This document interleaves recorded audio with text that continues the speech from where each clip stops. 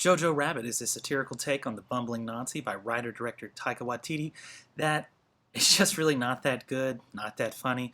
Most of the funny bits are in the trailer, unfortunately.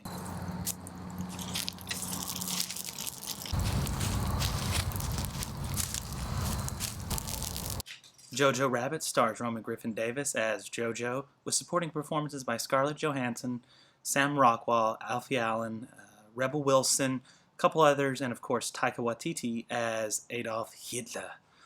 Um, I really didn't like this film for a number of reasons. One is that it does try to be like a black comedy, kind of like in the vein of The Producers, which is of course by Mel Brooks back in the day, and it just doesn't live up to those films in terms of how they try to add humor into the events surrounding World War II, the Holocaust and such. This film, it does this, but a lot of the humor is really slapstick. One time Rebel Wilson is like, "Here, take the gun, kid." She makes multiple comments, things like that, like, "I had 18 children from my Reich," and it just doesn't work for me. But the story kind of starts off with little JoJo going to basically what is a ripoff of Wes Anderson's Moonrise Kingdom, the Hitler Youth, where they're all in their little like Boy Scout looking uniforms. Don't know if that's supposed to be intentional or not, but it just seemed a little bit out of place and almost exactly like Wes Anderson's Moonrise Kingdom. For the opening bit, you meet the drunken and possibly closeted leader of the Hitler Youth, which is Sam Rockwell's character, who he's a marksman even though he's missing one eye, and part of his punishment, or in his mind punishment because he's no longer able to fight on the front lines, is he has to instruct these children on how they're going to go about, killing all the Jews and, defeating the American soldiers and really living up to exactly what the Hitler Youth is supposed to be. And it's kind of cute in some instances because Sam Rockwell is a very good actor, and he has a habit now of playing a lot of these really just nasty racist characters that have some redeeming qualities here. But you can see kind of he's already discouraged with what's going on with the Nazis in Germany at this point in time, and it doesn't really give him a complete arc to the story. But so he's there. Rebel Wilson has a couple little snippets of lines, and then JoJo gets his name because he can't strangle a rabbit when the other Hitler Youth boys start making fun of him, calling him JoJo Rabbit because he's not like them in this instance, even though he is portrayed as being this die-hard propaganda influenced and fueled child who speaks to his imaginary friend Adolf Hitler, Taika Waititi in the film. And it just doesn't really jive that much. So what happens is he tries to show his manhood after getting a pump-up speech by Hitler in the film, and he messes up, throws a grenade, hits a tree, and then blows himself up. This fast forwards a little bit to where now he's healed out of the hospital. His mom, Scarlett Johansson, takes him down to the local propaganda office, so to speak, where Sam Rockwell has now been stationed because of his failure to keep the kids from being hurt, JoJo in this instance. And she basically knees him in the balls and is like, "You're going to take JoJo, you're going to give him a job." So this is where JoJo gets the job of handing out propaganda, plastering up posters, collecting metal for the war effort and such throughout the rest of the film. And Alfie Allen, Theon Greyjoy, is in this point, and he's obviously Sam Rockwell's undercover lover in this instance, follows him around like a little dog, always giving him those big baddie eyelashes and such. And it's kind of cute, but I see what you're going for. You're kind of flying in the face of, the Nazis and stuff, and how they're looking for this, whole superior race bullshit and all that. But it doesn't really treat them the way they should be treating, because these are cold, cruel, calculating individuals that absolutely knew what they were doing in terms of propagating the Holocaust and the horrors of World War II, and it just doesn't work to make them out to be these bumbling fools that just kind of lucked into the situation. And it also kind of frames the people of the area as being gullible and really just kind of following along and absorbing the propaganda more so than trying to stop it. So JoJo's going about his business, and he discovers, some people that are being hung, that have been hung in the city square. It kind of gives you an idea if they're, they're resistance or freedom fighters, possibly even some Jews that have been found that they've decided to kill. And after that point, Scarlett Johansson's character, because JoJo has more time at the house now since he's not off with the Hitler Youth, she's off doing whatever it is she does. It doesn't really explain, kind of gives a little bit of crumbs about what she's doing, but it doesn't give you a whole lot there. And he discovers a bump in the attic. So he goes up there, and Frank Styles discovers this little Jewish girl who you find out was like the best friend of JoJo's older sister, who's since passed. And he starts talking to her. He kind of threatens her, "I'm going to turn you in." And then from there, he kind of has some dialogue with her where he tries to get her to tell him about, about the Jews and what do they look like, how do they think, and he's all putting this into like a little book that he's going to create. And there's a couple little cute moments there, but the whole purpose of that character seems to be to kind of show JoJo that he's not bad as he thinks he is, or he's not an actual Nazi. She even says, JoJo, you're not a Nazi. You're just a little boy that's looking for a group of friends to hang out with, looking to belong. And that's really all that's there with them. And she makes one comment about how her parents were, pushed onto the trains, where they went, they're not coming back from. And that's really all they make reference to in the film about the Holocaust, and kind of leave it at that. And I don't think it's enough for the subject matter of the film, nor do I think it was handled very well.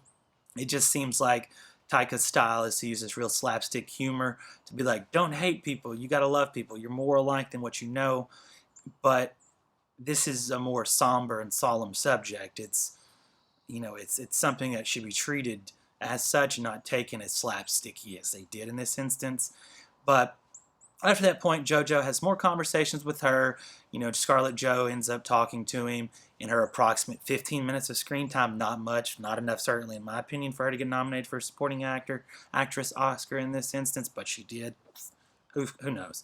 But so she goes, and they're setting out by like a canal, and she says, you've got to get hate out of your heart, JoJo. People are more alike than you think. And then JoJo goes off. He sees his little friend Yorkie, who's actually one of the highlights of the film, in my opinion, because those two, both of their banter back and forth between JoJo and Yorkie is really good, and it kind of is heartfelt and lighthearted about, like, kids that are just kind of wrapped up in the ongoing of adults and forced to, in essence, grow up. At one point, Yorkie shows up and he's like, I'm a soldier now, but they didn't give me a real uniform. They gave me this paper-like uniform, and they gave me a gun. And he's like, JoJo's like, you're 11. He's like, yeah, but they need everybody they can get. And he's kind of this little portly child, so it's funny. It's a little tongue-in-cheek, but not enough to save this one here. So from there, it progresses on. JoJo really starts to bond with the girl in terms of he's writing letters as her quote-unquote boyfriend, or who's off fighting in the resistance, or dead, as you find out later. And they kind of start to bond over this. JoJo writes a note saying he breaks up with her. He hears her crying, then he writes a note saying, forget that last note. I still love you. I'm going to be with you. I'm going to come see you soon. Well, a little bit later in the film, you have this moment where I think Stephen Merchant's the character. He plays a Gestapo, and he shows up at the house shortly before Sam Rockwell's character comes running in. They ask him, where's your mother? And he's like, I don't know. I don't really know what she's doing. She's out in town. And he's like, oh, okay. So Stephen Merchant's character in the Gestapo, there's like 8 of them, and every single one of them, for some reason, I guess to add comic effect to it, they all do the little, the little Hitler salute, and they do it like 8 or 9 times in a row for each person that's there. So they do it for JoJo, and then Sam Rockwell's character shows up, so they all do it again to Sam Rockwell's character, and it's just too much. You maybe could have done that once, but you didn't need to keep doing it. And then you hear another bump upstairs, so they make their way upstairs, and they see the girl, who is the little Jewish girl that's hiding in the attic, who is, because JoJo let her take a shower earlier and kind of clean herself up, but now she's portraying herself as being JoJo's older sister.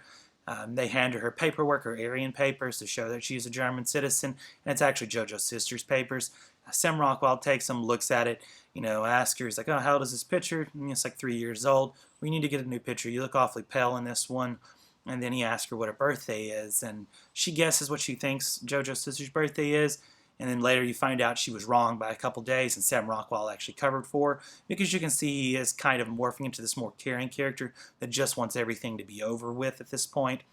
So Merchant buys it after seeing this little book that JoJo was making, Yoo-Hoo Jew, I think is the name of it. And it's basically just like a little coloring book with like some really awful descriptions, kind of what the jokes that the girl was telling JoJo earlier in the film about this propagandized imagery of Jews. And it's like, okay, I can see what you did there. But the Gestapo people all laughed at it. They thought it was amazing. Like, this is great work, JoJo. This is exactly what they do. They got the little devil inside their head controlling it, because they do have the devil inside their head. And you're like, unneeded, unnecessary. Please stop this shit, Taika. But he doesn't. He just keeps laying it on thick and thick and thick. And it gets really annoying by the end of the film. Well, so after that point, they go and they leave JoJo and the little girl there. And then not too long later, you find out that the Americans, Russians, showing up, attacking whatever German city this is, it never actually says. and JoJo goes out, running out to try to check it out and see what's going on. And lo and behold, you see Rebel Wilson strap a grenade to the back of the kid, tell him to go hug an American. And then she gets this big machine gun, 50 cal, and just like shooting people. And it's really cheesy. It's kind of like, okay, that was enough of that. Let's move on. And you're like, okay, let's just slow down. But he doesn't. But then they're all kind of captured, and JoJo ends up getting a jacket put on him by Rebel Wilson, a little soldier's jacket, and he ends up being taken with a lot of the other prisoners. And Sam Rockwell's character, that then at that point quickly takes the jacket off of JoJo, pushes him down, spits on him, yells him, calls him a Jew. Shortly after telling him that his mother's a good person, like a true, honest, good person, because what happened to her was she was found out. That's why the Gestapo was searching, and they hung her. JoJo finds her hanging in the square a little bit before the final battle, where the Allied forces show up and defeat the Germans are, and it's just kind of like, okay, Scarlett Jo's time was obviously very quick on set, not much time there, and it just wasn't that good. So the Russian soldiers then grab him, take him away, and be like, "Run, boy, run home, get out of here." And they lead Sam Rockwell's character along with some other ones off, and you hear some gunshots, assuming they took him to a firing squad. One thing that I didn't like, especially, is because you didn't get that conclusion with the Gestapo characters. You just see them in a brief moment when JoJo's walking away, and they're kind of being let off, but there's no indication that if they're going to receive this punishment or that they're going to be actually held liable for their crimes. And it's just kind of like, oh, okay, I see what you did there. But it's well-made film. It is obviously inspired by Wes Anderson in terms of the color palette, some of the framings, and also some of the little childhood comical elements. But it's not a Wes Anderson film. It doesn't have his style or sense of humor, and it's just more or less just kind of beating you over the head with the few funny references that you saw in the trailers that are really just drawn out over about an hour and 45-minute film. I wouldn't recommend this film. In my opinion, it's not that good a film. It's well made, but Taika is just he's just running around doing a lot of dick and fart jokes, and kind of treating the Nazis like bumbling idiots that, oh, you just happen to be so successful at killing all these people. How did you do it? I don't know. Why? Because you're fucking idiots. And it's like, no, these people weren't idiots. These people were heartless, cruel, cold, calculating murderers that did all of this with an intention, and you should be able to find some kind of balance with this, and maybe inject some humor into the film, some dark humor obviously, but not do it in a way that almost lets them off the hook for just being stupid and getting away with this, more so than it being intentioned like it obviously was. Like I said, I wouldn't recommend this film. If you're a fan of Taika Waititi's humor, you will like the film. If you're not, you'll just be like, it's not nearly as funny as I thought it was gonna be. It's just more or less just kind of a little bit of slapstick here, a little bit there, but a lot of dead space in between, and a lot of characters outside the little JoJo's. He's amazing in it. He's giving his whole heart to this performance, a full-on propagandist at this point, who starts to see a break in his armor or his veneer of this wanting to be this masculine, little Aryan, and then he realizes, no, it's all bullshit. What this girl is just a girl. She's just like my sister, and that's it, man. Like I said, I wouldn't recommend the film. If you're gonna watch it, wait till it comes out on streaming services. Don't pay to see it in theaters. Thank you.